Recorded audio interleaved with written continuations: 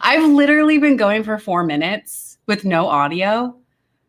Thank you so much. Thank you so much for joining. That is hilarious. I don't know if I'll be able to edit that out. So I'll have to put that in the note. This is because I'm not used to going live right now. Okay, so thank you all for joining. Thank you so much for clarifying that for me. Thank goodness I caught it. And hello, everyone. Hello, hello, hello. We have audio now. So what's the most important thing I said in that 4 minutes that you're not going to get? So my intention for going through these documents is to look for dates, of course, for our astrological analysis, for us to maybe explore further, whether it's in other live streams, other videos, but also I thought I'd open this up for folks to join me and just hang out. Haven't done my hair, haven't done my makeup. Like this is casual. Okay, I got my coffee, got my thermos, and we're going to dive into it in detail, starting with the memo of law, Lively's response to the motion for summary judgment. If you enjoy this kind of walkthrough, I know I haven't really done this. I know some other content creators do this kind of style of video. If you enjoy this, drop a comment below. Have a little forgiveness for me in the first 4 minutes of this live stream that I had no audio. We'll just forget that for a moment. But I'm thinking about going live this weekend to go through this document here, which is the behemoth. This is the almost 260-page document, which is the statement of material facts. But today, what we're going to do is take a look at the memo of law, this one here. So this is Lively's response. And oh, yes, hello. So good to catch you as well. And appreciate everyone joining, because I know that there are bigger content creators that are like going live right now or this morning, or, have videos premiering. And it just means a lot to me that you choose to spend some time with me, because this is what I would be doing anyway on my own. I'd be sipping my coffee, right? Sadie's napping on the couch. I have my notebook here, and I'm ready to jot down dates, anything we might want to look into further. Let me get that open. And this is going to be a read through. So I might provide some commentary as we go, but my shtick is not really like a lot of commentary. I may not be as funny as some of the other content creators, but hopefully this gives you at least an opportunity to review these documents and have someone read them to you, which for me as also an audio processor, that can be very helpful. So this is document 1070. This is the memo of law filed technically with the full moon on December 4th. Isn't that nice? And we are going to start with page 12 of the PDF. So this is the introduction. I'm going to start reading. I'm going to try to change the format on my screen so I can see you all. Can you see that okay? Okay. I think you can see that okay. Yeah. So let's get going. In their latest effort to avoid accountability for the hostile environment they created during the production and marketing of It Ends With Us, Justin Baldoni, Jamie Heath, Steve Sarowitz, and their co-defendants asked this court to shield them from trial and deny Blake Lively her day in court by throwing the kitchen sink at Lively's sexual harassment and retaliation claims. But defendants' scattershot theories collapse under the weight of the overwhelming evidence in documents and testimony from witness after witness that Baldoni and Heath redacted, which they got away with, redacted. This is not, as defendants claim, a story of minor annoyances fueled by creative differences, but instead one of a toxic environment in which, redacted, that Sony's representative remarked, redacted. I'm going to be saying redacted a lot, I have a feeling, through this whole document. Okay. Numerous women have written or testified about feeling redacted, redacted, and redacted, described Baldoni and Heath's behavior as redacted, redacted, and wanted redacted, with Baldoni and Heath by the time the films premiered. Why are these, I wonder why these are redacted. Like, what would be the rationale for redacting I don't know. I'm really curious to hear what some of the lawyers think about all of this. Is this standard or is this excessive? My guess would be this is a bit excessive, but let me know what you think as well. Okay. Betraying their redacted brand, Baldoni and Heath refused to listen to what numerous women, that's that word again, numerous women told them. Instead, their conduct and their entire defense has deployed a redacted of deny, attack, reverse victim, and offender, DARVO, according to Dr. Jennifer Freed, who coined the term and submitted an expert report supporting Lively in this case. That's interesting. Have we heard this Jennifer Freed? I want to look this up. I'm gonna not this down. I'm gonna note this down. So it sounds like Jennifer Freed, who was the one who apparently coined the term DARVO, was brought in as an expert witness for Lively. Okay. Interesting. Also, yeah, you made it. Welcome. Okay, we're going to keep rolling. Let's see. Here we are. Defendants created a hostile environment, and when confronted with complaints, they abandoned Wayfarer's policies by refusing to investigate the concerns because Heath thought it would be better redacted. Defendants buried these concerns even though, and in fact because, Baldoni fully understood by November of 2023 that Lively's written complaints redacted. Yet, rather than attempting to clear their names with an investigation, defendants went on the attack. Bold, italicized, claiming that they are victims of a bully who fabricated complaints to take over the movie, ignoring the irony that this first word challenge, purportedly hijacked, there we go.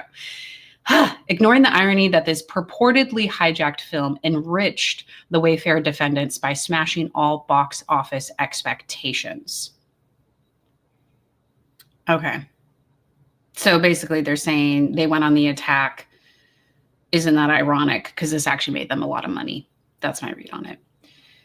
The Wayfarer defendants have peddled their victimization narrative since the spring of 2023, including in response to Lively's concerns during production and then in reaction to her efforts to remediate her concerns.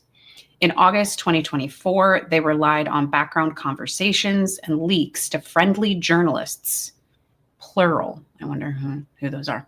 A covert strategy that departed from the redacted and redacted, in Heath's words at the time, marketing plan being followed by the rest of the cast, and then seeding, amplifying, and boosting negative content, targeting Lively and her family. So they're saying specifically seeding, amplifying, boosting negative content about Lively. So that's the argument, I think, counter to the defense, which is, well, they were just trying to defend themselves against negative attack from Lively and extensions of Lively. Okay. Let's see. Lost my spot. Okay. Defendants repeat their mantra that the instantaneous avalanche of online attacks against Lively and the other women associated with the film. So here we go. Here's another note. I'm just noting this down, this whole many women, numerous women. It makes me wonder as we go through this, who are those women? Will they be named? I know there's already lots of discussion on Reddit and other content creators are highlighting some of this. And because of the astrology, I think this is an important point for us to pay attention to. Who are these women? Let's get clear on that. Hopefully that's not all redacted as well. And what do they say, right? It's not just a list of names. I'm really curious to see where the deposition experts, what are the words coming out of these women's mouths about the environment, the treatment, etc. Because that's the level of detail I want personally. What do you think? Okay. So we said, and the other women associated with the film was somehow an organic backlash to Lively, hoping to conceal the fact that their untraceable social manipulation campaign was designed to appear organic. Defendants have never explained, nor could they, how Lively's redacted, as Wayfarer initially described it in their own words, organically cratered from the same marketing plan that had delivered extraordinary box office success. So they're really harping on this marketing plan idea. I need to think about that. And I wonder what the legal take on that argument is. And yeah, I see in the chat you're saying, yeah, actions speak louder than word salad. Yeah. Yeah, what was actually said, what was actually done, what's the evidence to support that? Because little time out here in full disclosure, I mean, I've always leaned in the Baldoni Wayfarer direction, and I'm talking even going back months and months, but I was also very open to considering evidence, and still am, if there's actual evidence. I think it's important for the facts, all the facts to come out, not cherry picked, not, PR massaged things, but actual words, actual testimony, like testimony under oath. So that's where my mind is when I read this. I'm like, okay, let's get to this. I understand this is the summary, but I'm very eager to get to those other points. But let's continue. Otherwise, we'll never get through this document. And also, my intention with this is we'll go live. I'll read this for as long as my voice can handle it, as long as the caffeine holds me up. And then potentially this weekend continue, if that's helpful and interesting to you all. Okay, the defendant's litigation strategy has parroted their inversion of victim and offender. I wonder if that's coming from that Jennifer Frayed, whoever coined the Darvo term. Defendants filed a frivolous lawsuit, now dismissed, and their lawyers supercharged the Wayfarer defendants' narratives through friendly journalists, again, this phrase friendly journalists, and content creators, and by laundering their Darvo strategy through this court's docket. But defendants campaigned to transform Lively, a mother of 4 with decades of experience in the industry who simply sought a safe and respectful workplace, into a bully who took over Baldoni's film. Oops, I lost it, guys. Sorry about that. Okay, sorry. Took over Baldoni's film is not a defense to harassment, retaliation, defamation, or any claim Lively has advanced. The record evidence is clear. Lively's claims survive summary judgment and must be sent to a jury. The court should deny the MSJ in full. Okay, so that's just the beginning, the gist of it. Of course, because of the way that this has impacted me personally, I'm very curious about what they're going to provide as far as evidence for this content creators piece, because to my knowledge, it's still a mystery to me why my channel was involved with that Google subpoena. And to my knowledge, I mean, I have no connections with anyone in this. So when is that evidence going to come up? Like that support for, what do they say? Filed a frivolous lawsuit or supercharged their narratives. So how is the Wayfarer narrative supercharged? Also, that just makes me think of the full moon in Gemini, the supermoon in Gemini, all this information. Okay. So where is the deets to back it up? Now we get to the background, and we are on page 14 of the PDF. Okay, A, Baldoni and Wayfarer curated a misleading feminist brand. Interesting point to start on. Okay. In 2017, Baldoni launched the Man Enough brand, which he describes as a movement around healthy manhood and greater equity for all. In public commentary, Baldoni openly admitted to a history of mistreating women. estimating that there is a 1,000,000% probability that there is a woman or two that he has in some way made uncomfortable by saying something or doing something that was chauvinistic or sexist, and that he did not always ask for consent or always listen when they said no. Baldoni promised to shut the hell up and listen to women so that one day we don't have to live in a world where a woman has to risk everything and come forward to say the words "me too." I feel like this has been included in so many documents, right? Like, this isn't new. The way that they're using or attempting to use his words as an argument against him.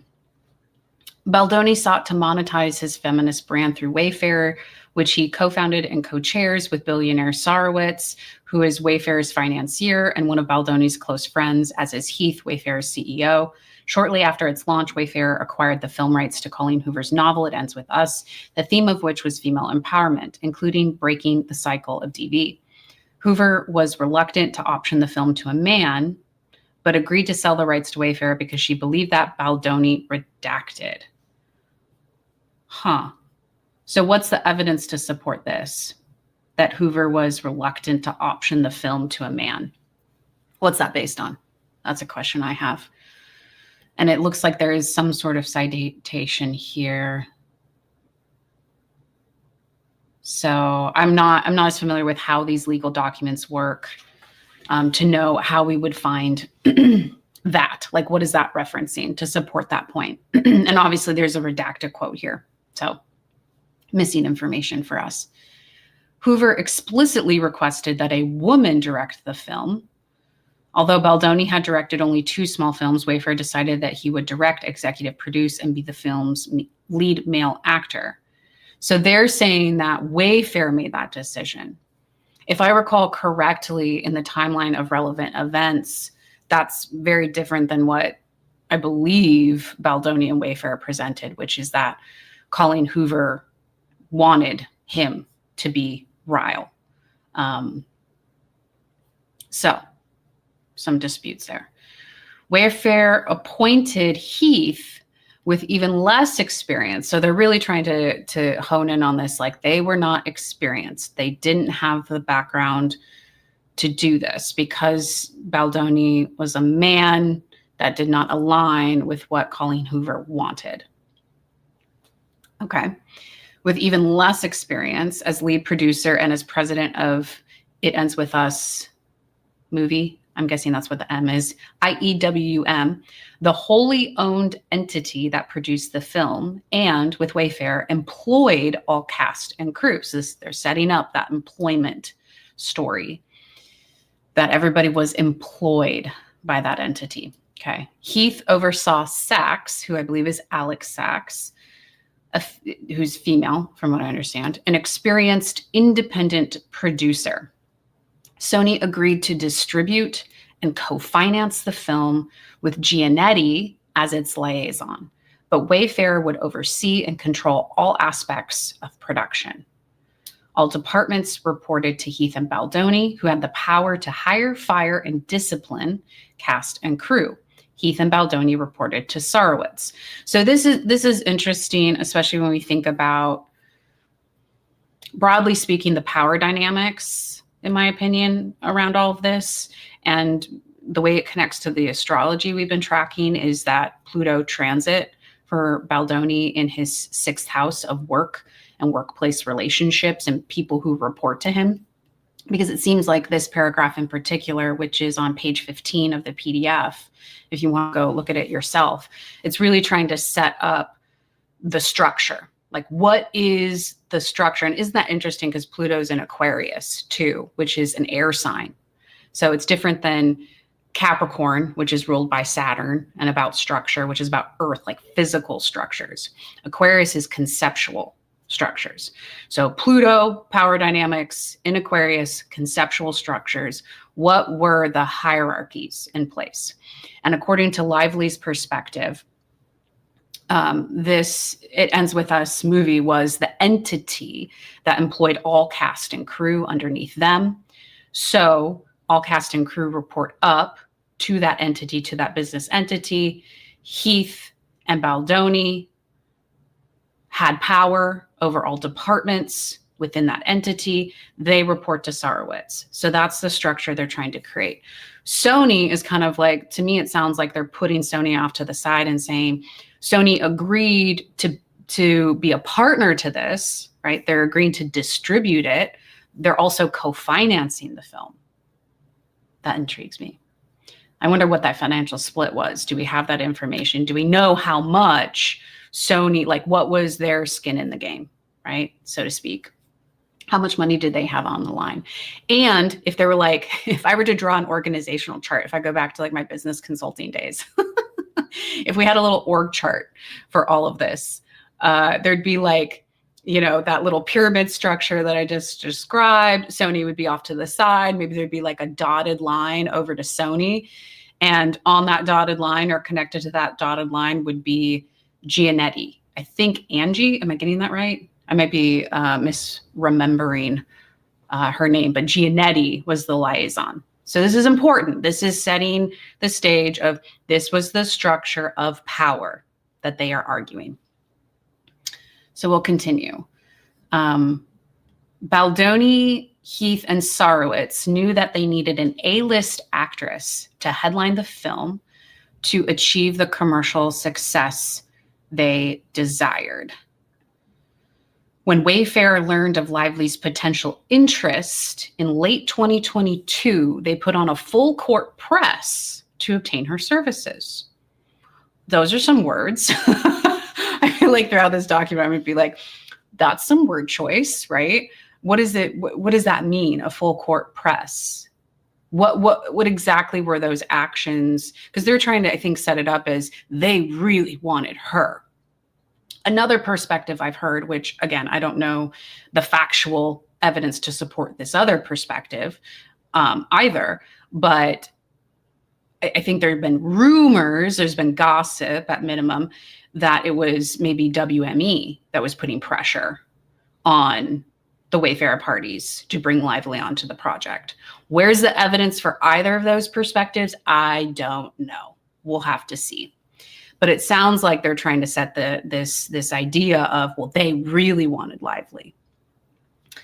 And it goes on to say, noting Lively's redacted, all these redactions. Heath texted on December 9th, 2022, redacted. Okay, I'm going to drop this date down because I did a YouTube video. This is way back in my playlist covering the case. I think I did a whole video about Blake Lively not signing her contract, which I think is the loan out agreement, although I'm not entirely sure about that. So my understanding of the situation, like so many of us, was a lot more elementary at that point. But that might be an interesting video to go watch too, because I touched on how December 2022, when Lively was making this decision and Wayfarer was making the decision to bring her on, there was actually a Mercury retrograde at that time. And, oh, this is a great little plug for those interested. So I yesterday just recorded my first piece of content that'll be exclusive to members on the level 2 plan for my memberships. If you're a star member, level 2, you get exclusive content. And yesterday I did an hour-long video recording. It's not out yet, but I'm hoping I'll get it out by the end of this weekend, where I took an analysis, a very in-depth analysis I did looking at Mercury retrogrades for Blake Lively all the way back to December 2022. I think there are about 10 of them, maybe 8. I'd have to go look. But I have slides upon slides, like literally walk through from this time period that we're looking at right now, from that Mercury retrograde, which was in Capricorn, in her 6th house of workplace experiences, to more recent retrograde. I didn't include the latest one. But anyway, little plug. If you're interested, you can click the join button, get more information about the membership and have access to that content. But I continue. Anyway, if more information comes up, I might need to do some refreshing of that. This really intrigues me. What did Heath say December 9th? Hoover told Baldoni that, redacted, Lively was interested. Okay. Baldoni and Lively met, another date, December 14th, 2022, in what Baldoni described as a redacted. In that meeting, Baldoni volunteered. Okay, so this is where I'm going to have to not say some words. In that meeting, Baldoni volunteered that his P word was C word, without Lively expressing any interest in the subject of his G word. Lively later spoke with Plank, who's Liz Plank, expressing, with Liz Plank, Baldoni's longtime podcast host, who blanked her blanked of working with Baldoni, but indicated that he had worked on himself, so she was hopeful that Lively would not have issues. This is interesting to me, this whole piece around what did Liz Plank say to Lively about Baldoni, because there are some things in quotations, but my critical eye goes to, but then you paraphrase the rest of this statement. So that's not a quote. And since we don't have the words that are actually in quotation marks, there's no way for me to critically assess, does what you paraphrase actually line up to what you're quoting Liz Plank is saying? That's annoying to me. That's really annoying to me, actually. I don't know how you feel about that, but I'm like, okay, so blah, blah, redacted, but indicated that he had worked on himself. So she was hopeful that Lively would not have issues. Okay, well, we'll continue. I don't know what I can make of that. And I think that's part of maybe the intention, in my opinion. Lively was disturbed but assuaged by Baldoni's purported, they like that word, I struggle with it, Baldoni's purported commitment to being a feminist devoted to combating toxic masculinity.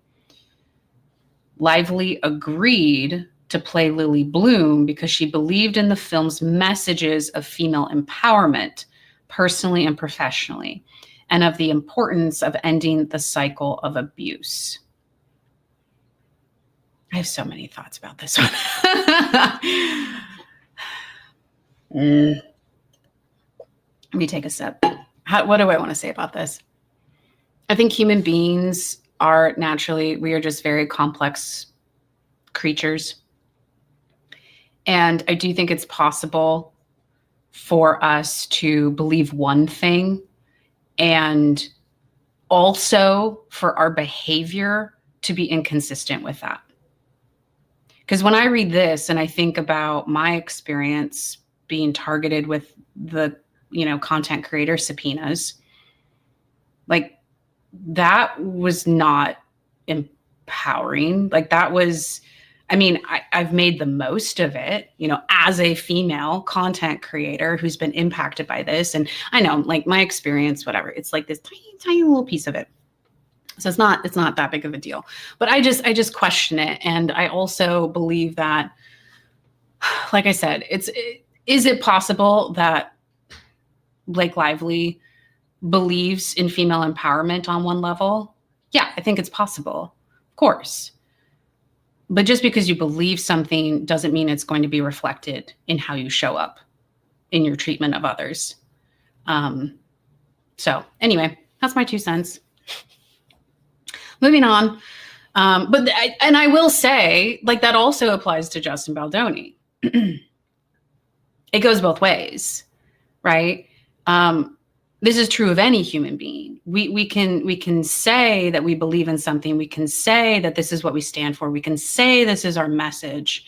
And I think someone said it in the chat, substitutions allowed. Thank you.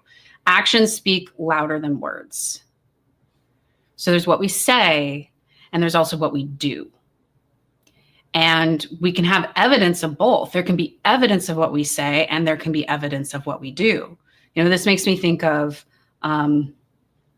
the footage, right? I wonder how much, if this goes to trial, how much of the on-set footage is going to be picked apart, because there's a lot of words coming from both sides.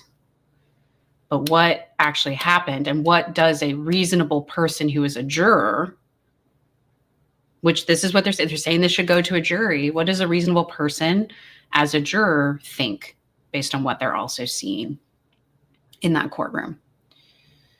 So, get off my soapbox. Baldoni aggressively leveraged Lively's fame and her 20 plus years of experience in the entertainment industry and regularly solicited her feedback on many aspects of pre-production work, including but not limited to casting and hiring, wardrobe and makeup, set design and decoration, and the script. Baldoni gushed to Lively that she was a genuine collaborator and redacted, who made redacted, her, and redacted. Lively did not know that Baldoni privately resented collaborating with a prominent actress, arrogantly insisting behind her back in December 22 that he had discovered Hoover's book, Redacted, could redacted, and intended to redacted. So again, it's so hard to evaluate what they're saying in this paragraph because everything in quotations, it looks like, is redacted. But it sounds like, once again, they're playing into that structure that they've stated, which is, it was Baldoni. He wanted her input. He, what did they even say?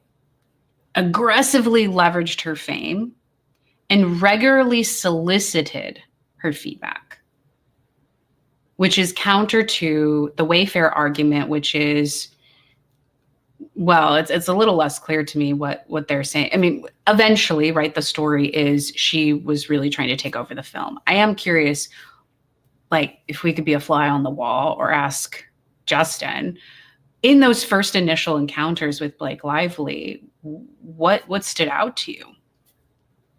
You know, I believe in the power of intuition and the power of messages we get from like our nervous systems and our bodies. I wonder how he felt coming out of those initial meetings with Lively and some of these early conversations around pre-production, because it's also, there's this element of being human, right, where we can think things, we can almost try to logic ourselves out of it. And I do think that if someone tends to hold a perspective that, you know, you want to believe the best in people, you want to give people the benefit of the doubt first, there can be that. And I don't know if, I'm not speaking about Justin, I don't know what his experience was, but I do think humans do this thing where we try to explain it away. We try to maybe bypass it as a way to cope, and even if like our nervous systems, our bodies are like red flag. So that's something I'm curious about. What did he like? If I could ask him something, like, what was your experience like? Were there red flags? Did you feel anything? Obviously, I lean more in the direction of believing his perspective on what actually went down. Okay, let's keep going. Wayfarer policies redacted. Wayfarer policies redacted harassment, but its leaders disclaimed responsibility for creating a safe workplace on set. Why is this redacted? Okay, whatever. At relevant times, Wayfarer had HR policies in place that applied to, wait for it, redacted and redacted, including redacted, but any behavior redacted. Like, I can't make sense of this sentence.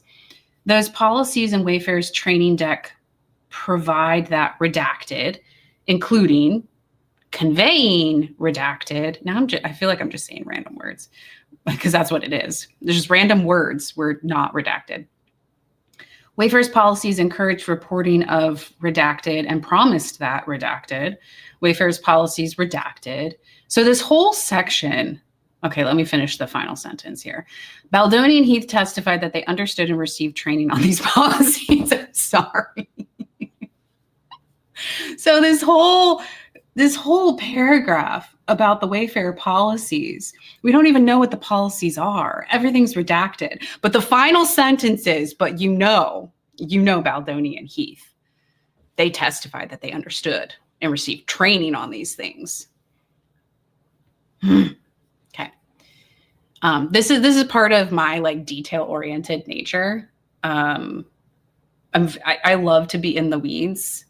And one of my pet peeves is like if I'm in the weeds and I can't get the data, like I can't get the details, it's so frustrating.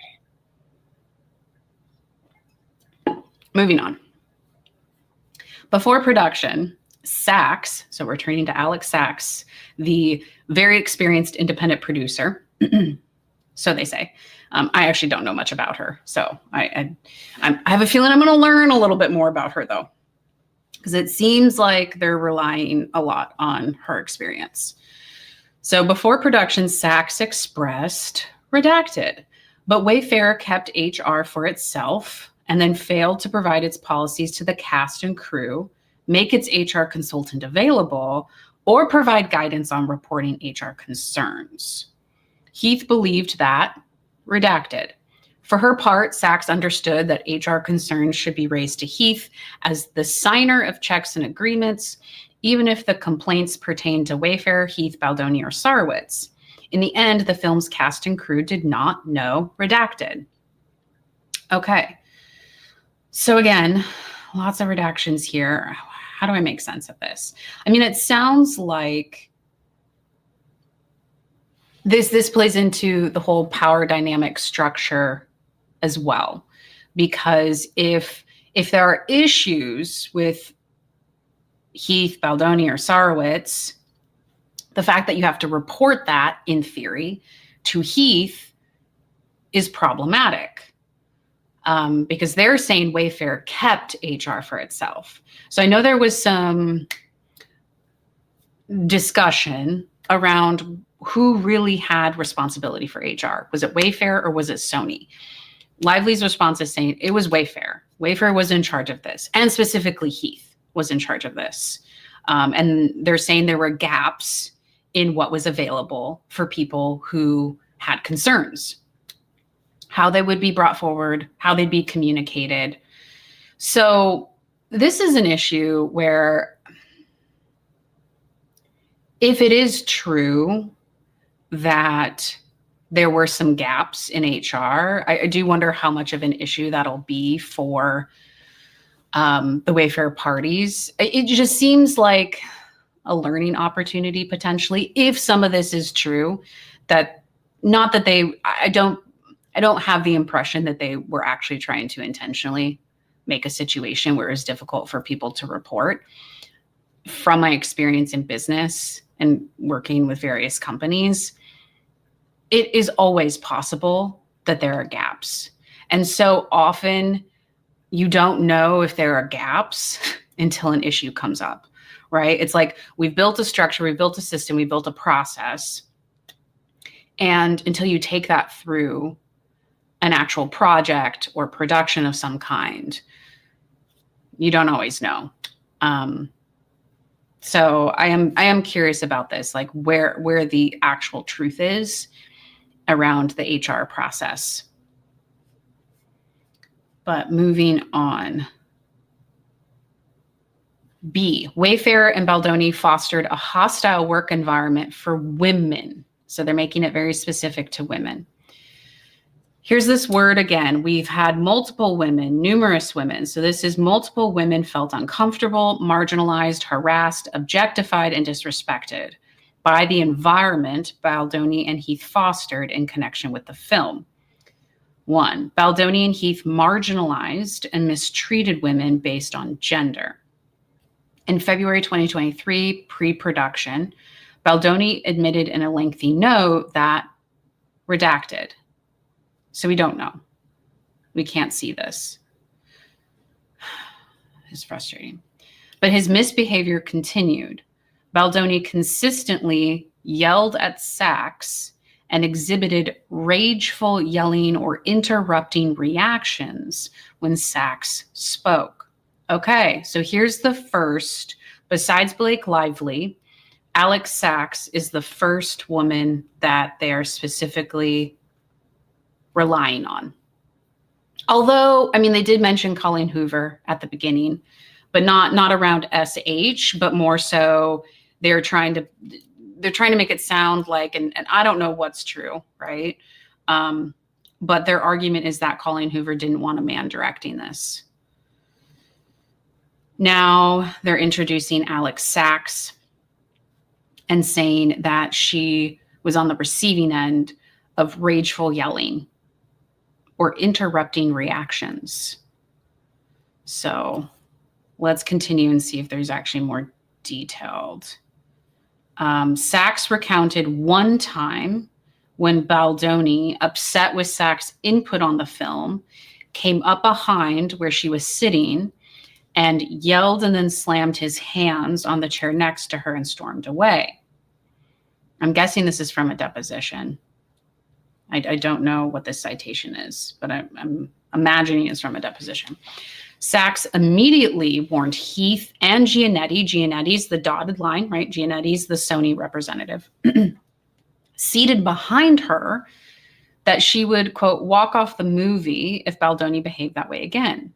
As the only woman and non-Wayfarer producer on the set, Sachs felt sidelined by Baldoni and Heath. And she also observed Baldoni being very dismissive of the film's screenwriter, Hall, who he did not, seem to respect as a female voice on the team. And on a movie like this, that felt especially bad. Hoover expressed, redacted. Okay, so we've got Colleen Hoover, we've got Alex Sachs. They're also bringing Hall, which I don't remember her first name, but Hall is the screenwriter. I wonder what Hall says. So this is what I find interesting about what they're saying in this paragraph with Alex Sachs is this is Alex Sachs describing her own experience. Yes. I would be curious what the response will be or would be from Baldoni around this interaction. Did it happen the way she describes? Did it not? And then in addition to that, I think it's just kind of, like it makes me kind of turn my head a little bit that it's also Sachs saying, well, you know, there's this other stuff too around Hall, the screenwriter. But where is Hall's deposition, if there was one? What is her perspective? I want to hear words from the people that spoke them. I'm not as inclined to believe when someone's like, oh, well, my impression of that is this. It's like, okay, but was that other person's experience? You're describing your experience. You have a right to describe your experience, right? You're being asked about it in a deposition. How you decide to respond to that is on you. But I don't know. It just seems like it's kind of like trying to throw it in there. But we continue.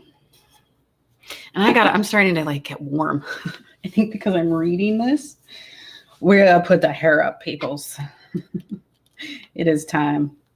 It is time. You getting warm? I'm getting warm. Okay, moving on. Heath insisted on a meeting while Lively was undressed and gawked at her body. Gawked. That is a verb. That's a word. Okay. On the second day of filming, May 16th, 2023. And then this whole thing is redacted. Like this to me, as far as SH,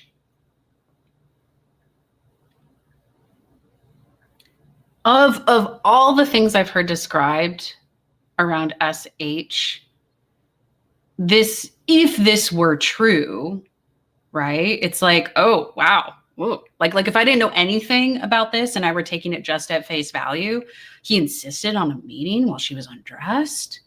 But here's the thing. It's like there are all these statements. And then we have a date, which I am going to note, May 16th, 2023. That's a date that I want to pay attention to and go back and look at the astrology potentially. It's like, but then you don't give us anything. Oh, here's some footnotes that are interesting too. Okay, these women's experiences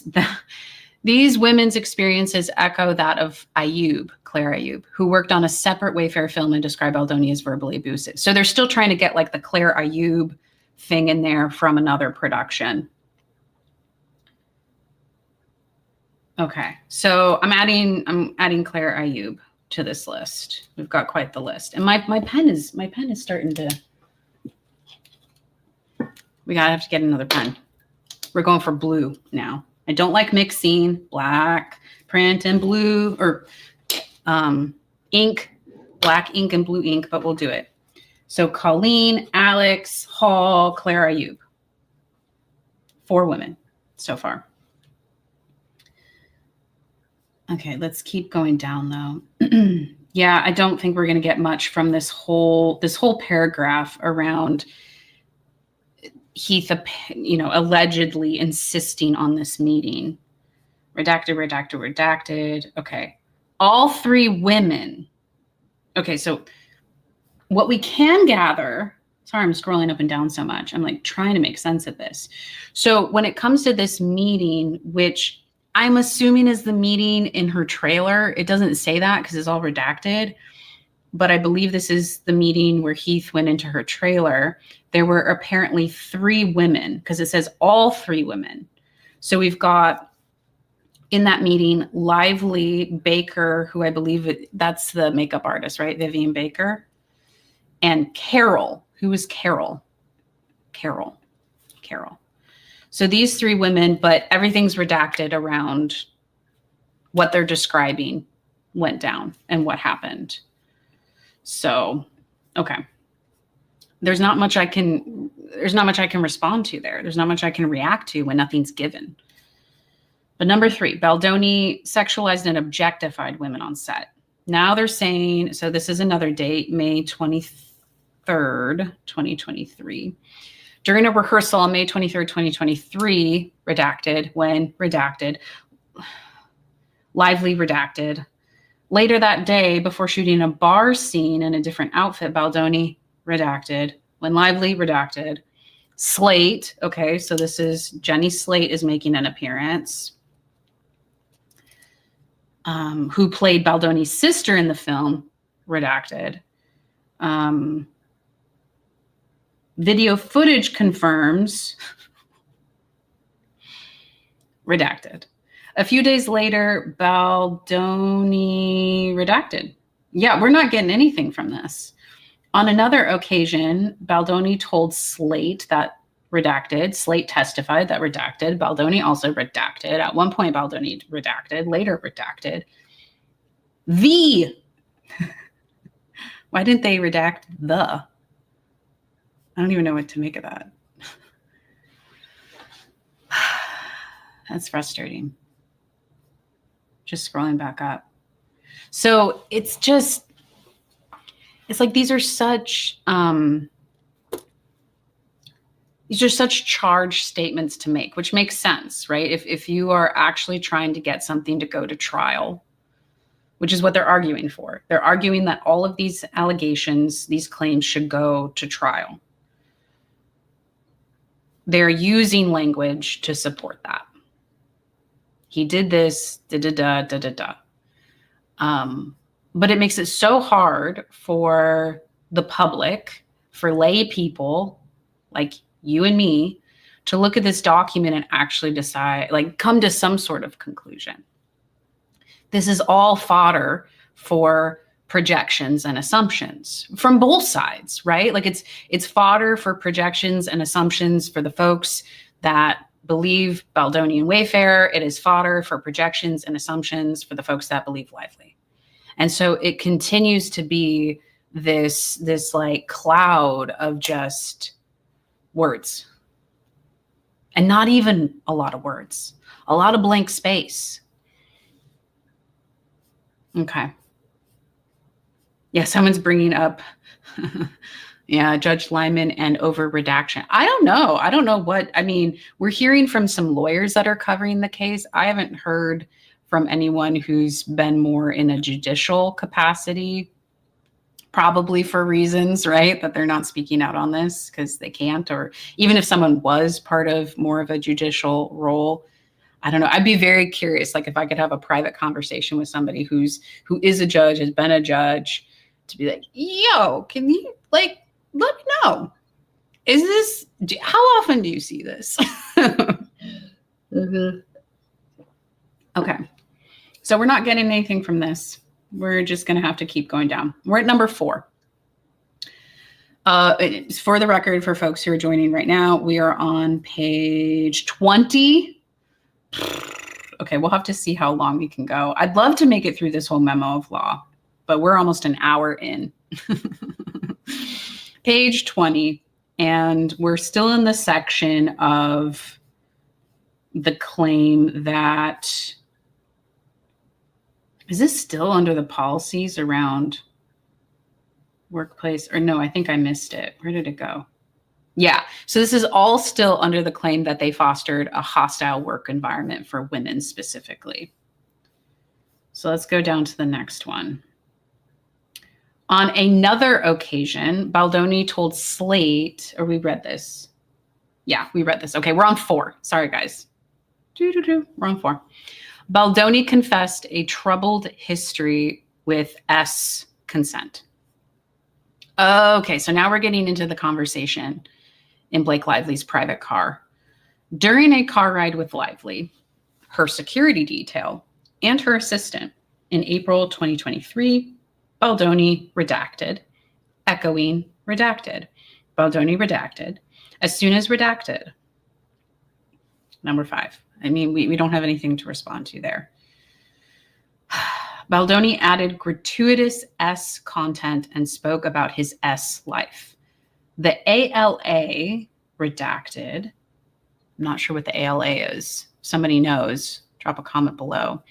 Yet Baldoni added gratuitous S content without her knowledge or consent, such as redacted. So they're saying he's adding in things that didn't need to be there. Baldoni also redacted. Baldoni did not explain why redacted. Baldoni's motives for adding these scenes, including whether to create additional opportunities for intimacy with Lively, are disputed. Whoa, I need to read that sentence again. Baldoni's motives for adding these scenes, including whether to create additional opportunities for intimacy with Lively, are disputed. So are they saying that he was, the whole point was just to do more intimate stuff with her? That's what it sounds like. That's the accusation. When Lively challenged the additions, Baldoni redacted. Baldoni redacted, but Baldoni redacted. The rest of the paragraph's redacted. Okay. Baldoni was fixated with Lively's weight. Having given birth to her 4th child shortly before accepting the role, redacted. While redacted, Baldoni undermined her confidence behind her back in invasive and humiliating ways. On or about April 24th, that's another date, April 24th, 2023, which, by the way, the members only content that I mentioned, I just recorded yesterday, that's coming out soon for the level 2 star members. Just a little teaser for that. I mentioned how Mercury retrograde in Capricorn was happening when they were locking in, Lively is going to play the role of Lily Bloom. There was also Mercury retrograde during this whole time where a majority of the allegations occurred. And I get into that in that content and do a review of that. So yeah, because April 24th was, I think, right in the midst of all of that. So on or about April 24th, 2023, and without Lively's consent, redacted, on the first day of filming, redacted. 7. Baldoni and Heath pressured Lively to perform unscripted nudity. The birth scene did not call for the simulation of nudity, but on the day of filming, May 22nd, 2023, Baldoni redacted. Notwithstanding SAG guidelines requiring actor consent to nudity prior to filming, redacted. To obtain those shots, redacted. During filming, redacted. I want to know from some of the lawyers covering this, what is the likelihood that all these redactions will be removed or that some of them will be removed? Like, what is that process to challenge? I don't know. I would really love to know what's behind all of this. Because I agree. I think I've seen in the chat here this morning, and I've seen other people comment on this. It's like if you have the evidence, I would think, this is my opinion, if you have the evidence to support your claims, like I would want to get as much of that out there. That's just me. Maybe there are legal reasons for not doing that based on logic, but it makes it really hard for me to wrap my head around that as a layperson, right? As a layperson, not a lawyer who's just following this and what's happening on the internet, it makes it really hard for me to grasp why. There's just so much hidden behind. And this is why I made a YouTube Shorts. If you caught it yesterday, I put it out as a little preview to all of this getting dumped today and the full moon in Gemini. And also in the full moon Gemini video I did for Blake Lively and Justin Baldoni, I talked about this, how this astrology context for this response from Lively would suggest a huge amount of information, which in theory we're getting, but so much of it is redacted. And I think if we were to connect that to the astrology, it connects to the Mercury retrograde. And my current working hypothesis around this whole context is that we're still going to be in this muddied period while Mercury is finishing up its shadow in Scorpio and Sagittarius. And it probably won't be until January, right? When the integration, when the shadow, when all of that is fully complete from this Mercury retrograde. And there's going to be a lot of energy in Capricorn of like, where's the evidence? What happens when all these black boxes, maybe not all of them, but at least some of them go away? So, yeah.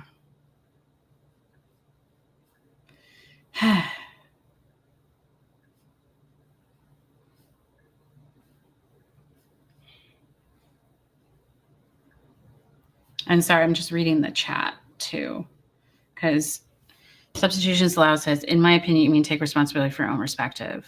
The voices in her own head undermined her own confidence, or it's the voice of redacted from her personal co-owned business life. I think what I'm gathering from what you're saying, yeah, there's I would agree with the point around so much of this comes down to perception. And the perception of what happened, the perception of the actions, the perception of the words, like what people said. And there's going to be like Lively's perception of all of that. There's going to be Justin Baldoni's perception, right? And where I still feel frustrated by this whole process, and maybe you can relate, is like we're getting stories in people's heads, right? We're getting those ideas. But what is the actual evidence to justify or to support what Blake Lively believed? I feel like I'm not seeing it. Personally. Now, in theory, could it be hidden behind all these redactions? There could be more, but I think the challenge is that's not available to us. And your comment too about undermining her own sense of confidence. This is like a whole that opens up a whole other conversation around the astrology, because we haven't been touching on this that much recently, but if I were to go back in time to the astrological context for more of these events in the case, keep in mind that there was a Mars retrograde. So Mars, not Mercury, Mars retrograde in Leo and Cancer during some of this timeline. And Cancer is Blake Lively's 12th house. Leo is her first house. The first house deals with us as individuals, our direct actions, the actions we take in our lives, okay? And The 12th house can deal with people who have motives that are in conflict with yours, right? Where your interests aren't aligned. So one basic interpretation that kind of makes sense is, okay, that Mars retrograde, that context around conflict and how that could be a feeding ground for some sort of dispute to come to the surface.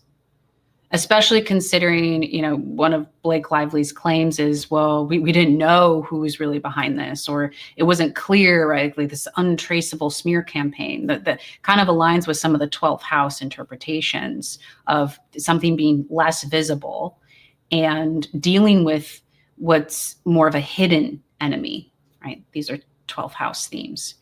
But one of the other themes of the 12th house that just keeps echoing in my mind that I learned from Chris Brennan, who is a big astrologer and someone that I consider one of my more significant teachers that I've learned from over the years. He also describes the 12th house as the house of self-undoing. It's the actions that we take that actually undermine ourselves, that we maybe sabotage ourselves in some way. And so your comment just put me on this whole boo, astrology tangent for that context, for this conflict, and how much of this was her perception that these people were trying to do all these horrible things to her, and how much was she contributing to that. So I'll leave it at that. That's like some musings to continue on another day. Let's get back to the document. I appreciate your comment, and I appreciate you being here and sharing that. Okay. So now we get to the birth video. Number 8. Heath showed Lively a video of his wife naked without Lively's consent on May 23rd, 2023, the day after filming the birth scene wrapped. Heath redacted. Okay. 9. It's so frustrating. It's so frustrating that it's like, I just need to pause for a second. Emotions. They went to the extent that they went to get the footage. All the footage from Jamie and Natasha's birth experience, which I wholeheartedly disagree with that and don't think that that's appropriate, in my opinion. So they go to those lengths, and in this response, it's all redacted. It's like, once again, it's like you put in all this effort to get this, like, but for what reason? That's still not clear to me. What was the purpose of that, other than something to put pressure on, or to humiliate, or to try to cause harm or damage to other people? And I'm speaking about Lively's reach for the birth footage. That still just gets me upset. Okay. But moving on, because there's nothing we can respond to because it's all redacted.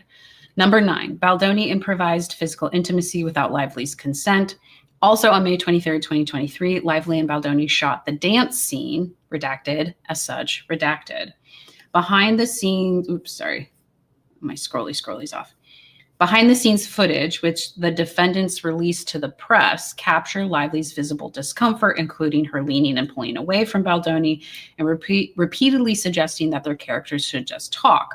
Lively used redacted, another time redacted. So this is the discrepancy or the dispute between the interpretation of that bar scene, I think. Yeah, the dance scene that they released, where I know some people were saying, oh, this confirms that Baldoni was really uncomfortable. Other people are saying this confirms Lively's really uncomfortable. So once again, we come back to, if this goes to trial, what is a jury going to think? That'll be the test there. C, Lively and other women repeatedly reported concerns about Baldoni and Heath, which Wayfarer failed to investigate. Lively and others redacted, when redacted, and contemporaneous text lively redacted. Redacted. What is this contemporaneous text? Okay. The same day that Heath showed Lively the naked video of his wife, among other unsettling incidents. What are those unsettling incidents? Redacted. Lively continued redacted. This is all redacted. We don't even know what this May 26th date is referencing because there's no identifying words here. I'm sorry, guys, if this is boring in a sense that I'm just saying redacted to you this whole time. I did not think that it would be this extensive. There was still a part of me that thought, well, maybe there'll be some receipts, you know? And it's so hard to know what those receipts are because everything's hidden. Slate. So here's Jenny Slate again. Slate redacted around the same time on May 27th. Slate redacted. Slate separately redacted. Sachs. Okay. Sachs immediately texted Giannetti. I want to know what was Giannetti's deposition like. What did Giannetti say about all of this? Because she's been brought up now multiple times. Because this says Sachs immediately texted Giannetti that we have real issues and need to replace our director and restrict Heath's access to the set. Whoa, that's big. Sachs escalated Slate's concerns directly to Baldoni and Heath, repeatedly encouraging them to investigate because she wanted it to be taken seriously and to create a more comfortable work environment for everyone going forward. I want to know, I mean, these are words. These are some words here. I want to know what Baldoni and Heath would say to this or have said to this. Because it says that Sachs escalated Slate's concerns. But what are those concerns? Because we don't know because it's redacted. Okay. Oh, yeah. Someone's saying here, ironically, the redactions speak volumes. It allows for mainstream media to write their own stories. You're right. This is what I was saying earlier around this just becomes a game of assumption and projection.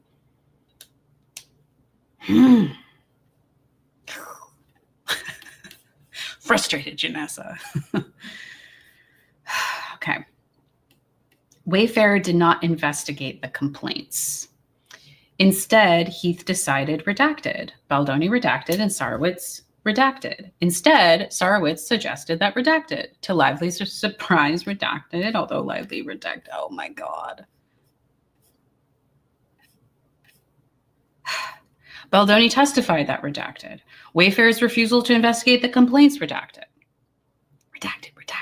Sachs responded that redacted. So literally, like, who knows? Who knows what this is?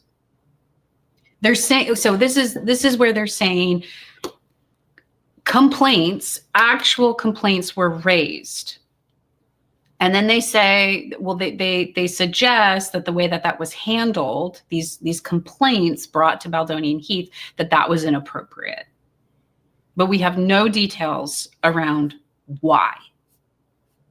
What happened? Why was it inappropriate? How was it mishandled? Okay. Well, we're just going to have to go on to D. We're now on D. What page are we on? We are on page 26. Okay. I'm going to have to wrap this up, like at least pause it by maybe 11 a.m. Eastern. So we've got about half an hour to see how far we can get.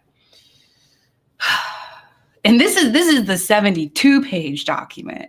There's also the 269-page document, which is the statement of facts. Although that's a lot, I am inclined to read through all of it in detail. If you enjoy listening to my voice, if you enjoy hanging out with me, and you want to hang out this weekend and go through the statement of facts, drop a comment below, like this video. because I'd be fine doing that. It would be a marathon. It would be a marathon. But I think that out of everything that's been filed thus far, that's the document that I'm probably most interested in seeing. Because from what I understand, the statement of facts is like, this is the Wayfarer perspective, this is Lively's response, and it's like they go head to head. Maybe I will be underwhelmed by that, but I'm thinking about that. I also would love to dive into more of the exhibits that have been filed recently, but we'll see. Let's see how far we get with this one. Okay. Oh, yay. Thanks. It's helpful to know that you're getting something out of it. And I figured, I was like, well, I'll either do this all by myself and not be entertained and just get frustrated. Or I can open it up and we can hang out and connect. Oh, we need all the commentaries possible. This case is so beyond a typical harassment case. I appreciate you saying that, Mariko, if I'm saying your handle right. I appreciate you saying that. Because I know I'm not a lawyer. I'm not a social gossip commentator. At least I don't think of myself that way.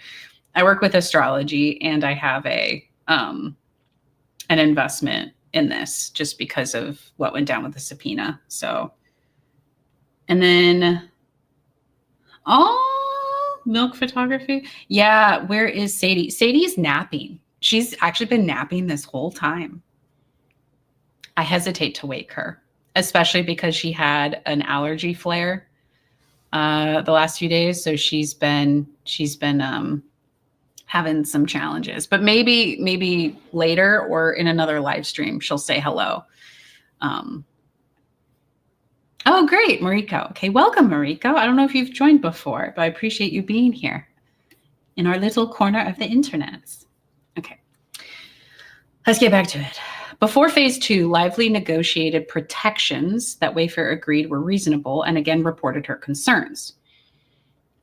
Ah, yes, Olivier. Yes, I just wasn't sure if you wanted your name spoken publicly. I try to respect that. But yes, I know you are Olivier. It's so good to see you, Olivier. And I'll just call you that from now on, now that I know that now that I know you're okay with me calling you that live. Mariko, I lurk. I also lurk, Mariko. But I lurk on Reddit. I am frequently reading through the Reddit stuff. And yeah, I never post. So if you ever, I never post on Reddit. Okay. I know some people have tried to impersonate me on YouTube, but I don't post on Reddit. I just lurk there. I like to hang out. I like to be like, yo, what's the tea? How y'all feeling? What you thinking? It's helpful. Okay. Composure. In October 2023, Lively redacted. Slate responded that redacted. Lively decided that she could not, nor expect others to, return to a hostile environment. Thus, on November 9th, so that's another date, right? I think that was in the timeline of relevant events. So November 9th, 2023, Lively, through her attorneys, sent Wayfarer a document entitled Protections for Return to Production, the CRA, which requested Wayfarer agree to implement 17 protections to ensure a safe set going forward. The CRA required inter alia, I don't know what that means, the presence of an intimacy coordinator when Lively was on set, restricted set access during intimacy and other exposing scenes, prohibited spontaneous improvisation of intimacy, touching, or nudity, comments about Lively's body or appearance, discussion of personal experiences, or intrusion into Lively's trailer while she is undressed. It also expressly addressed retaliation. There shall be no retaliation of any kind against Lively for raising concerns about the conduct described in this letter or for these requirements. Any changes in attitude, sarcasm, marginalization, or other negative behavior, either on set or otherwise, including during publicity and promotional work as a result of these requests, is retaliatory and unacceptable and will be met with immediate action. Emphases added. Further, it mandated an all-hands meeting before filming resumed. So this is member exclusive content to coming soon. That all hands meeting January 4th of 2024 before phase 2 occurred also aligns with the Mercury retrograde. Fun fact, which I get into in that video coming soon. Baldoni and Heath redacted. Notwithstanding the private nature of the communication, Baldoni and Heath redacted. On November 12th, 2023, Baldoni redacted, emphasis added. But Baldoni redacted, despite redacted, and executed a contractual writer adopting them, the CRA. So this makes it really hard to assess what they're trying to establish around the 17-point list, which they're calling a CRA. So, I mean, I don't even know what to say here. Sorry, guys. On January 4th, 2024, Baldoni redacted. Fill in the blank. That same day, Baldoni, Heath, Giannetti, Sachs, and others attended the all-hands meeting referred to in the 17 protections, during which Lively identified multiple behaviors reading from her 30-point list on her phone, including discussions of personal experiences with S and times that physical consent was not given in S acts, improvising of kissing, more stuff I'm not going to read, and intimate conversations out of character. The next day, Baldoni redacted, Baldoni redacted. So, hold on. Does this mean that Alex Sachs and Giannetti were at, I might be mixing things up. Does this mean that they were at that meeting in the penthouse? That's really interesting if so. You know, I hadn't looked into Alex Sachs that much throughout all of this. And don't know much about her, but I find it really interesting that it seems like her experience, her words, I'm assuming what was said in a deposition, that is so central to a lot of what they're putting forward in this response. Because to my recollection, correct me if I'm wrong, she was not highlighted as much in like the second amended complaint. She's been mentioned. Maybe I'm mistaken by that. But it makes me go, okay. Sony exercised its right to edit its own version of the film with Lively's help. Okay, so we're getting into the editing, this whole debate over who had control over editing, whose right was to do that. Okay, production of the film resumed from January 5th, 2024 until February 9th, 2024, when post-production work began. The distribution agreement provided Sony the right, redacted. During negotiations, Sony redacted. Why are there redactions around Sony and Sony's role? During the strikes, Lively received a redacted. Lively worried that redacted. Accordingly, and with Sony's support, encouragement, and facilitation, Lively redacted. Greenstein, the president of Sony's Motion Picture Group, explained that redacted. Lively redacted. Unlike Baldoni, Lively redacted. Wayfarer and Baldoni. Guys, there's nothing to understand from this. Sony redacted as the individual redacted. In June 2024, an audience screened redacted. Therefore, we have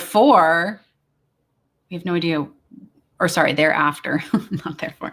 Thereafter, both Sony and Wayfarer redacted. This is one of those pieces. I'm curious what you think. The role of Sony in all of this, considering they co-financed the project, they were the distributor. How much power was there? How much influence did they have? How much insight did they have? How much did Angie Giannetti know? If I'm remembering her name correctly, Angie.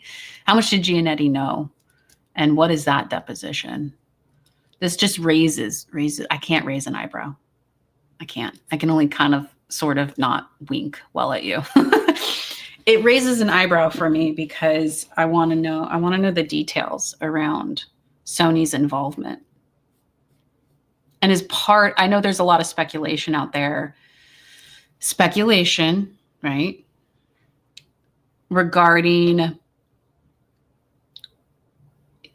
is it possible that these powerful entities and people, Sony, Swift, Jackman, like all these people, what's going on behind the scenes to maybe be putting pressure on the Lively side to, at minimum, redact as much as possible, at minimum, try to keep as much,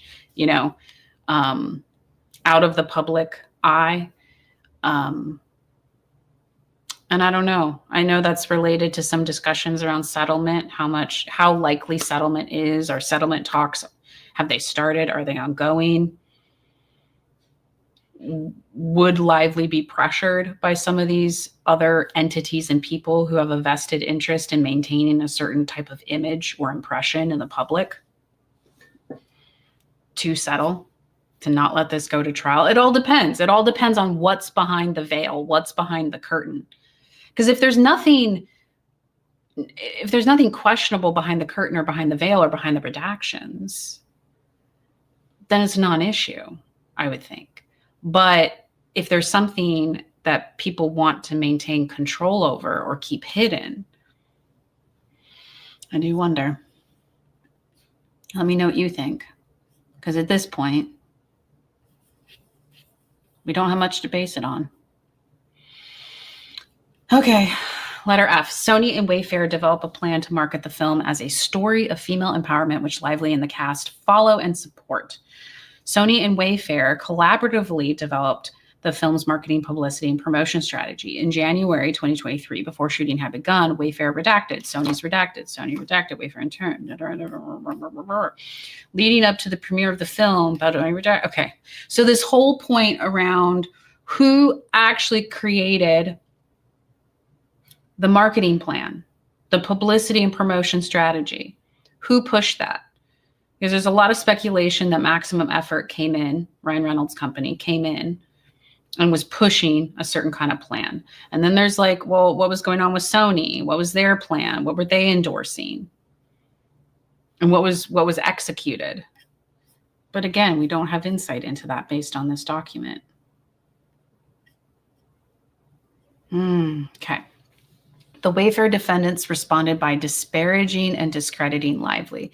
Despite admitting that Lively's feelings about her experiences were genuine, Baldoni's fear that his on-set behavior may be exposed led him immediately to retaliate. He recast the complaints as misunderstandings, portrayed himself as the victim, and began an unyielding campaign to assassinate Lively's character. That's some words. For example, on December 30th, 2023, Baldoni redacted. What's the evidence? On April 27th, 2024, Baldoni redacted. Baldoni's redacted. Baldoni said, Baldoni's behavior, he blah, blah, blah. We got nothing. So what did, okay. I'm just getting frustrated now. In truth, the redacted who were talking about and disparaging Lively were Heath and Baldoni. During a dinner with Hoover and her friend in Los Angeles on May 6, 2024, following the successful trailer launch event, Baldoni and Heath redacted. They redacted. Heath and Baldoni redacted. So rather than dispute Lively's qualification, I have no idea what this is about. I feel like I need to touch base with the Reddit folks. What is this dinner? Okay, but I'm committed. I'm committed to try to get through as much of this as possible. The Wayfarer's defendants hired crisis experts to bury Lively by discrediting her claims and assassinating her character. The Wayfarer defendants plan to go on the offensive from the outset. On May 17, 2024, months before the film's scheduled premiere, Baldoni redacted. 5 days later, Baldoni again asked redacted. On June 17th, 2024, 2 days after Lively, Hoover, and other cast appeared at Book Bonanza without Baldoni, he and Abel redacted. Abel redacted. The same day, Wayfarer redacted. Okay. Around the same time, Sony learned that redacted as Baldoni.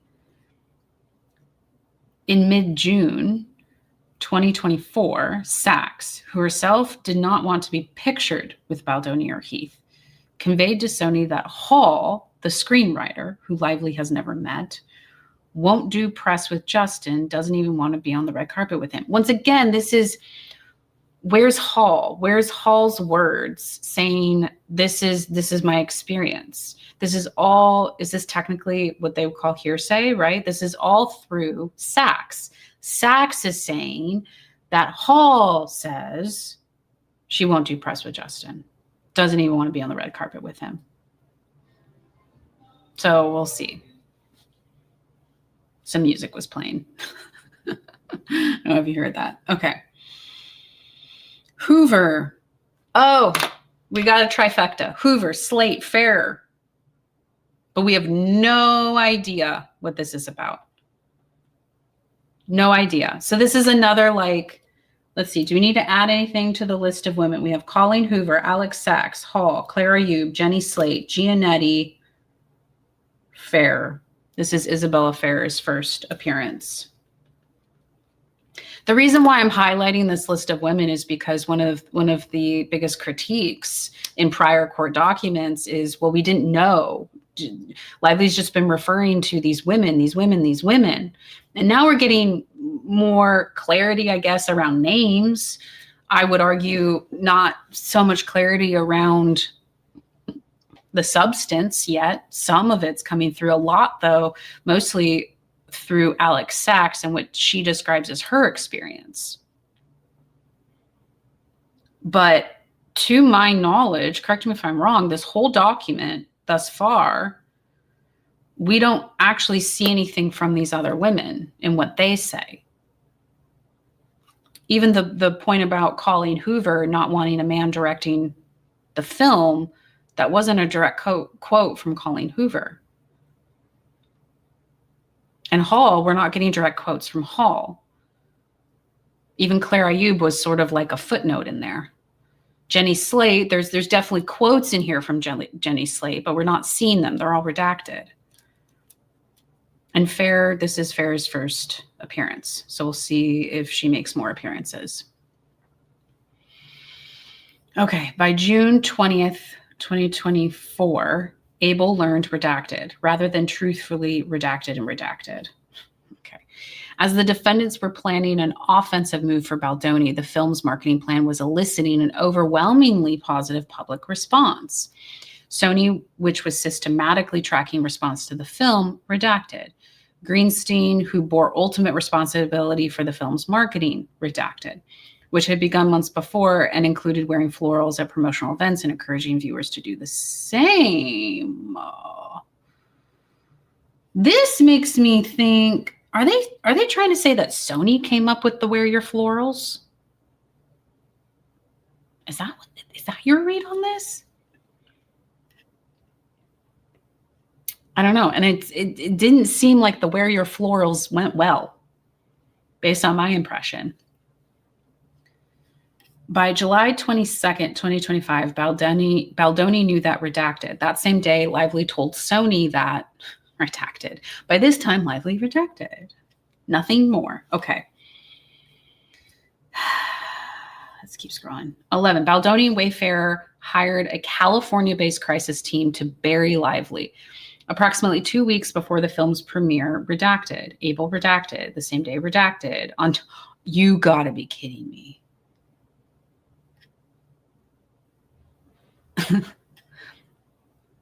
There's nothing to read here. On July 25th, 2024, according to cases, there was discussion after the call. It's my very dramatic reading. Who knows what that's about? Abel did not wait for negative attacks. Okay, so they're saying the PR was not defensive. They did not wait for negative attacks. They went on the offensive, according to Lively. On July 31st, 2024, she texted Wayfarer about having seeded the weaponized feminism narrative with a writer for People, Fox News, In Touch, and Us Weekly, explaining that she is fully briefed of the situation and is armed and ready to take the story of Blake weaponizing feminism to any of her outlets the minute we give her the green light. Abel did this notwithstanding, redacted. The next day, tag redacted. Okay, I'm going to pause here because I've got an opinion that might upset some people. And it's just my opinion. You can believe something different. That's the beauty of us all trying to follow with this case and come to our own conclusions. I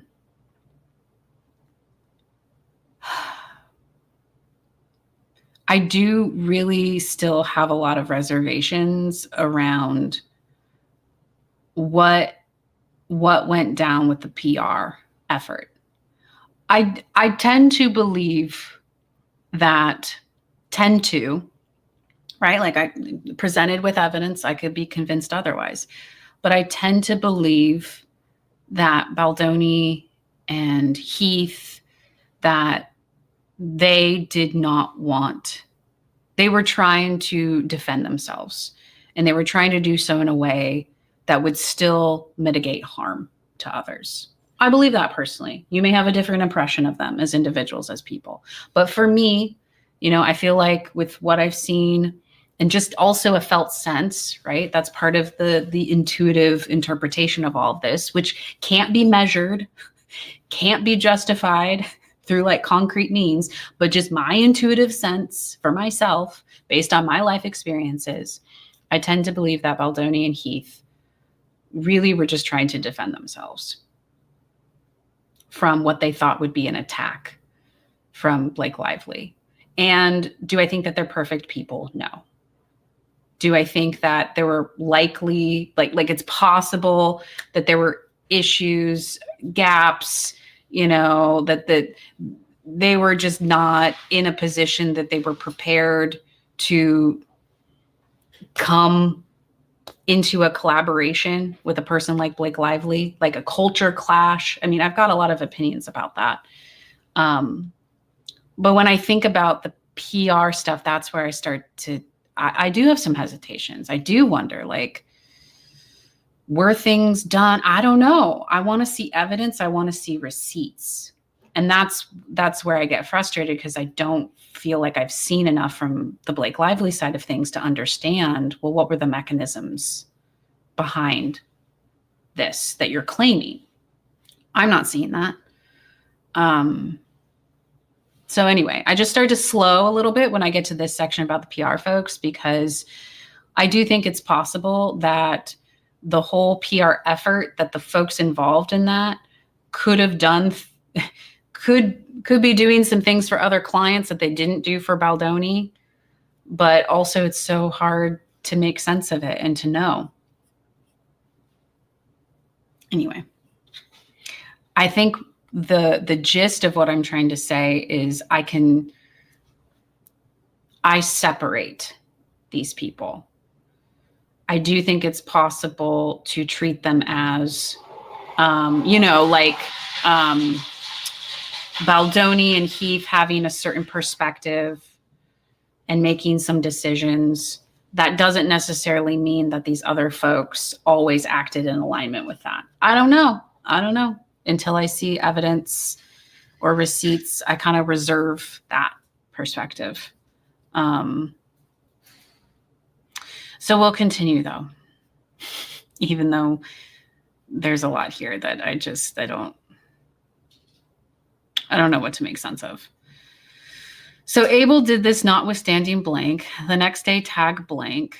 A similar strategy of planting a seed earlier on to position your truth/narrative around the ordeal in a subtle way appeared in a scenario planning document tag sent to Wayfarer, which set forth scenarios that we should be prepared for should BL and her team make her grievances public.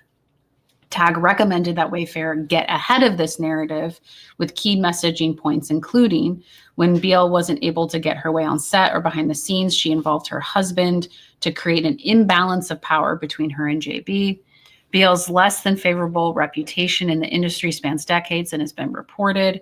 There's a clear likely motive due to the film's value and fan base in which BL is attempting to bully her way into buying the rights for It Starts With Us. Okay, so these are all the things that they're saying that these were their key messaging points in the scenario planning document. The scenario planning document also suggested that the tag team can explore planting stories about the weaponization of feminism and how people in BL's circle, like Taylor Swift, have been accused of utilizing these tactics to bully into getting what they want.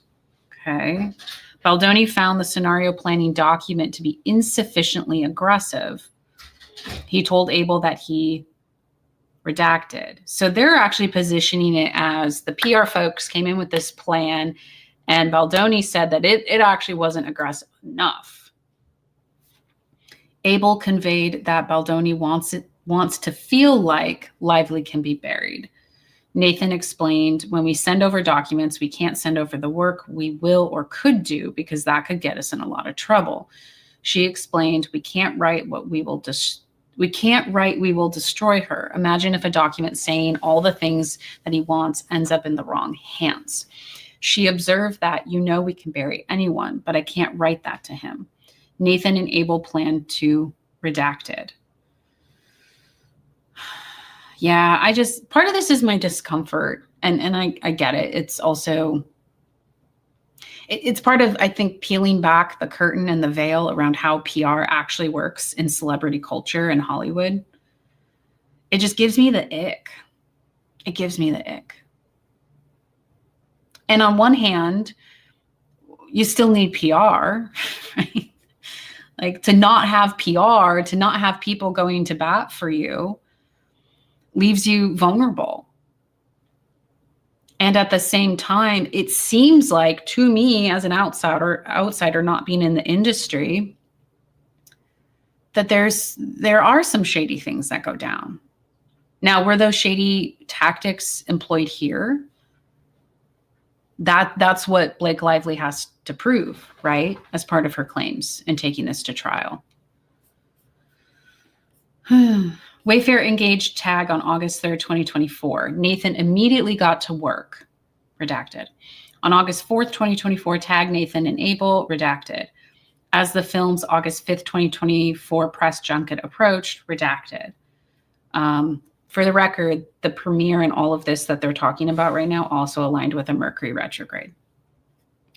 Baldoni's abrupt departure from the approved marketing strategy was not accidental. It was a strategy devised by Tag to get ahead of Lively's claims before they became public.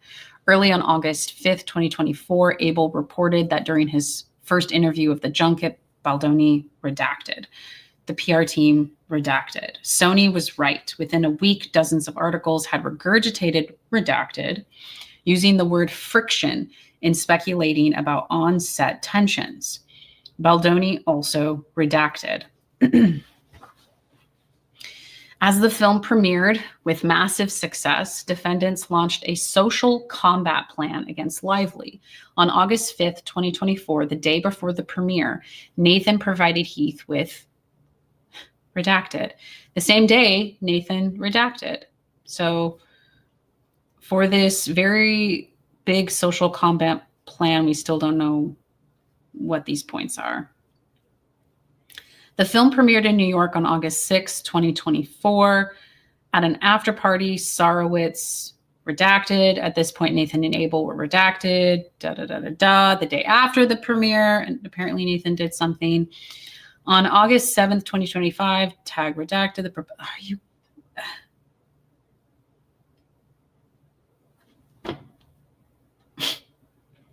Okay. I don't know what to tell you. Tag something. This is all redacted. By the time Wayfarer engaged Street on August 8th, 2024, Wallace redacted. That day redacted. Yeah, Jed Wallace is another person involved in this that I just don't know what to think or how to feel. I really don't. I'm holding my opinion on that one a bit. Just based on the astrology, I have reservations. Call me cuckoo, call me, like woo-woo or whatever. But I look at, think about that Pluto transit through Justin Baldoni's sixth house. And, hindsight is 2020. We can't predict the future. I don't think so. I don't think we can predict the future. But I've wondered at times, if I had a client come to me, like before embarking on a big project like this or production or business venture, or, it just puts it in perspective, like to look at the upcoming energetic context and wonder like, I wonder what that could be. How to, like, would it have been possible to identify the possibility of all of this unfolding? I don't know, because I do think that when we know, though, the energetic context, it can help us mitigate risk. I do think that is possible. Anyway, I digress because I'm getting tired. But we'll get through this. Also on August 8th, 2024, upon arriving in Chicago following the New York press junket and premiere, Baldoni decided to depart entirely from the film's agreed upon marketing plan, texting the Team JB social media group chat, redacted. Redacted. I just spilled coffee all over myself. You guys, I'm fading. Okay. The next day, Baldoni wrote that redacted. Abel and Heath, nonetheless, redacted. The film was released into theaters on August 9th, 2024. The same day, Wayfarer redacted. Tag, Nathan, and Abel were also. Later on August 9th, tag employees. Later that day, tag.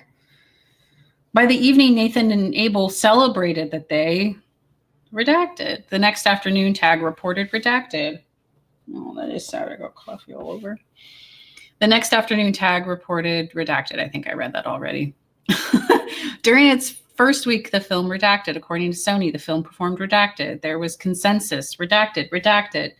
Notwithstanding the film's success, Tag, Nathan, Abel, Wallace, and Street spent much of August 2024 working to disparage Lively's character and discredit any allegations that might arise about Baldoni's on-set behavior by boosting derogatory content about Lively alongside glowing content about Baldoni. Just a few examples include on August 10th, redacted, on August 13th, more on August 13th, August 14th, August 15th. So this is the level of detail that I think a lot of us were really wanting, right? Like this whole, like, okay, what specific content did, like, if this is what you're claiming, what specific content did they influence? And it seems like there's some examples here, but we just can't see them. And are these examples of boosting derogatory content as they claim? Or is it examples of boosting glowing content about Baldoni? To me personally, those are two different things.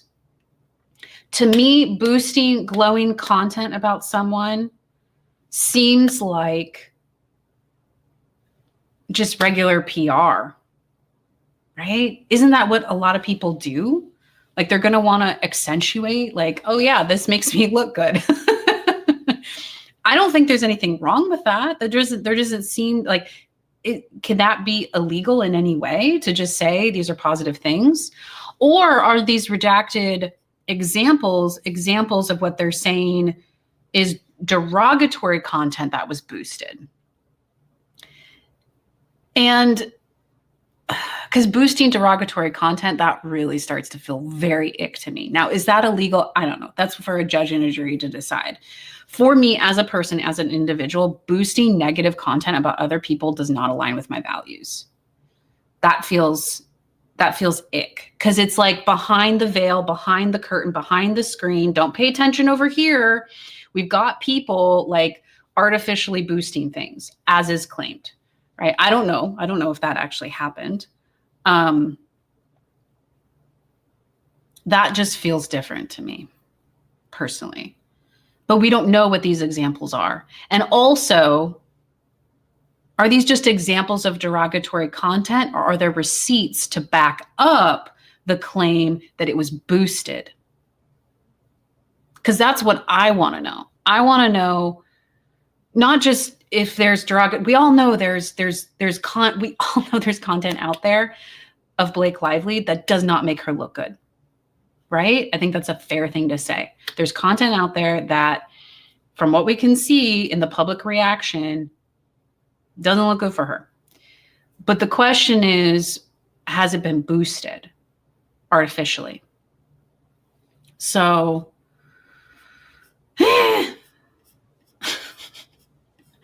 also, let me go to the chat.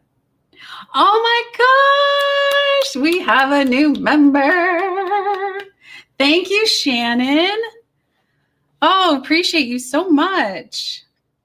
Yay. Shout out to Shannon. Also, Shannon says, according to BL, posting positive content about JB is Darvo. Yeah, I don't get that argument. I just don't get that argument. It's like, we can't say anything. Anything? I mean, I get it about the negative content. I don't like that. That's icky. I do not like what seems to be, I'm not speaking about this case, but just what we're realizing in general, right? About PR and celebrity culture. It really, really bothers me that there's this whole like behind the scenes mechanism and these strategies for how to make people look bad. But to boost your own positive stuff, I don't know. Well, thank you, Shannon, for being a member. If you are a level 1 member, you will now get early access to a bunch of videos I put out there. If you're a level 2 member, you will get access to exclusive content, including the analysis I did yesterday of the Mercury retrogrades for Blake Lively going back to 2022. So appreciate you. Right, if you're and Mariko says, right, if your client is attractive, talented, and wonderful, why try to pull down others instead of praising your client? It is ick to promote rumors and untruths. I agree.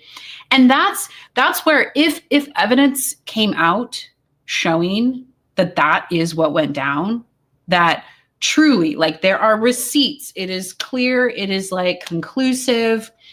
We have evidence that Jed Wallace and minions actually boosted negative content. I'm personally not cool with that. I don't think that that's okay. That just doesn't align with my values, but I'm still waiting on the receipts for that. Still waiting. Welcome. Welcome to the longest live stream we've had. Hello on Astrology with Janessa. And then Gurley says, Justin saying, I will pray for Blake while we prepare to fight says a lot about what kind of a person he is. Yeah. And this is where, I tend to believe. I do. That's my bias. It seems like what was stated publicly by Justin Baldoni lines up with what he states privately, or at least what was private prior to the lawsuit. I'll pray for somebody. On the note of content manipulation, this has been because we're almost going to 2 hours. I can't believe we're almost at 2 hours. What page are we on? Let me look and see. What page are we on? We're on page 42. We might need to pause this because I have a client and I got to prepare for that session. Yeah, we might need to wrap this up and do a part 2. If you've enjoyed this, going through the memo of law and Blake Lively's response to Baldoni and Wayfarer's motion for summary judgment, let me know in a comment below, and I will try to go live again this weekend to continue this process. But I do want to share something that I've struggled with since the Google subpoena and my involvement in that whole part of this, because that really shook me to the core in a lot of ways, being included and targeted with the Google subpoena for my astrology channel, because I even went through a process at that time of kind of questioning, like, what is actually possible? Because again, to my knowledge, I've had no contact with anyone involved in this case. And I've felt paranoid coming out of the subpoena process. I was like, is it possible? Is it possible that like the scenario that popped into my head was, when I first started my channel in January of this year, it was a brand new channel. I didn't have any subscribers. And then, I got to the point where I had like 100 subscribers and then a couple hundred subscribers. And in those early weeks of covering the case, there were a couple, and I won't say their handles because I don't know who these people are. But there were a couple people, YouTube user handles, who were commenting a lot on my videos. And I do not think I have ever been disparaging towards Blake Lively. I think actually my coverage of the case, especially early on, was very neutral, but, reflecting my tendency to believe Baldoni and the Wayfarer parties and positive to them. But I was not out in the streets criticizing Blake Lively to high heaven. Like saying really bad things about her, which is part of the reason why I'm like, I still don't know why I was included on that list.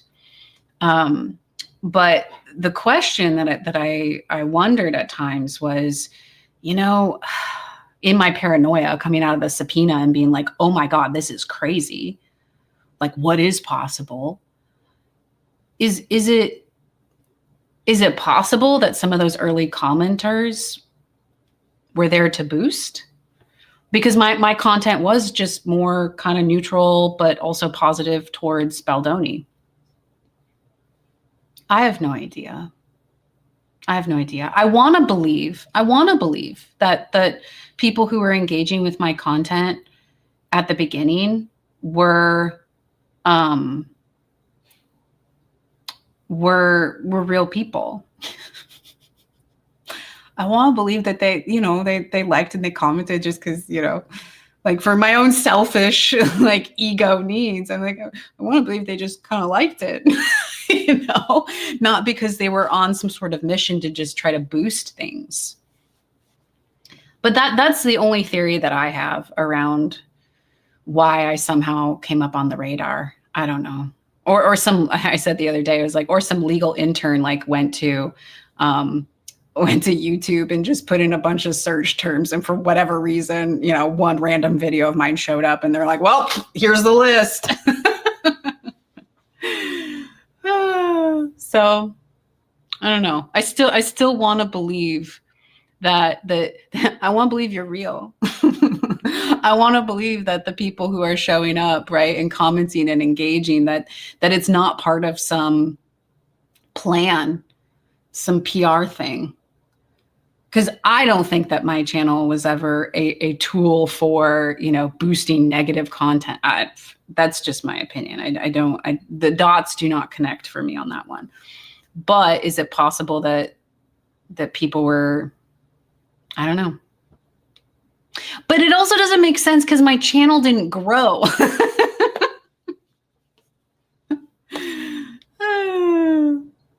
I don't know. I'm going to go to the chat and then we're going to wrap this up. Thank you for listening to my musings. Let's see what page we're on. Okay, we're on page 42. I'm going to write this down in my notebook. We're on page 42. We'll come back to page 42 at some point. I don't know if I'll go live tomorrow on Friday like we usually do. I might just wait till the weekend, to be honest, when I have, expansive time, because we're going on 2 hours, babies. And I'm so sorry that the first 4 minutes of this, I was on mute. I don't know what to do there. I don't know if I can edit that down on a live video and get rid of it. Ooh. Or I might just have to put a note in the description, like, sorry guys, please go to, 4 minutes and 30 seconds. But what y'all saying? Let's check in. Yeah, some people saying that the subpoena was an attempt, a power thing, and trying to silence.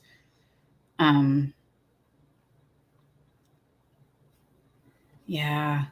I mean, it definitely, I'm not going to lie, it was a little scary. I'd never been involved in anything like that before. And all I could do was go on the advice of my lawyer, like, who came recommended through people. I didn't, I was just trying to follow wherever I could go, whatever was open. Girly says, oh my God, I thought you were AI. Maybe that's why. Is that why? I feel kind of like embarrassed about that. Did they like target my channel because they thought I was AI? I mean, I wasn't live streaming then. Like if they saw the dork nerd Janessa, I don't think anyone would think this is AI, but no, it is true. Like I edit things down a lot. Like I want to be very efficient in my videos, my pre-recorded content. So I snip things. I make it very condensed. And I hear that all the time. I thought you were AI. So maybe that's why. Maybe that's why I ended up on there. I'm not AI, guys. I'm not. Promise. I actually made my bios on Instagram and TikTok. I include there now. I am not AI, but thanks for asking. Heart emoji. Because I get it all the time. I don't know. I'm just awkward. Okay. I'm just an awkward dork. That's what it comes down to. I found this channel during the Great Subpoena Fishing Expedition. Welcome, Mariko. And I appreciate you having lurked for these last few months. And welcome you to the visible chat.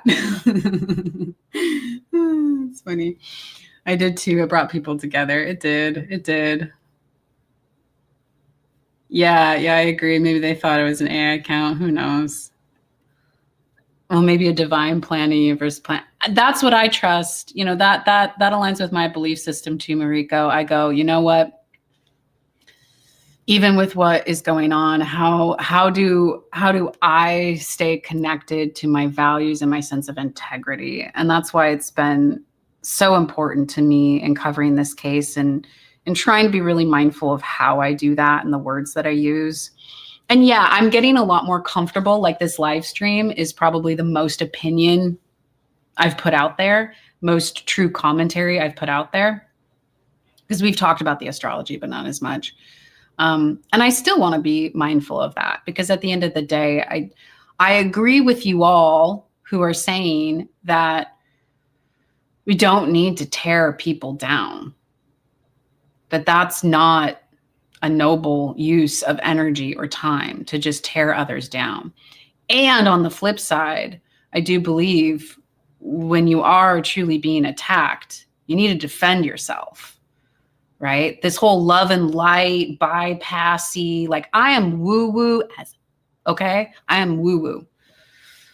And I believe wholeheartedly in how standing up for your values and standing up to protect yourself and your loved ones, that is just as important as also, it's a both and, like also holding still a higher perspective, that even people who are attacking you, even people who are trying to discredit you, or people who are trying to harm you, that is true. And we can hold a higher perspective that is probably coming from a place of darkness, right? Whatever's gone on for that person, whether it's trauma or something else.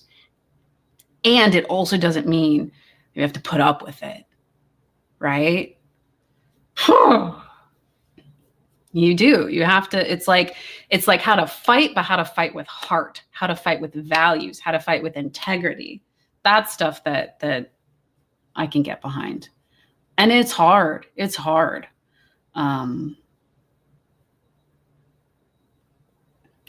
Okay, one last and then we'll wrap it up. because now we're well over 2 hours. Have you seen Emily's text? That's woo-woo fighting back. I love it. We should look at that, because I did see that come up on Reddit. Emily Baldoni seems like a woman that I would I would really appreciate being around. Because yeah, it's like just because you're spiritual, just because you hold certain beliefs, just because you're woo-woo, just because you believe in heart and you believe in, you know, the power of love and the ability to change and transform and find redemption and all these things, you can believe in these things and still be like, yo, that's not okay. That is not okay. You're not allowed to do that. Right? It's a both and. Okay, one last comment and then we'll do it. This is the best AI channel. I'll take it. I'll take it. Also, Sadie babes. Do you want to see if Sadie wants to say hello? Sadie, can you come? Do I hear a baby girl? I hear a baby girl. Okay, hold on a second.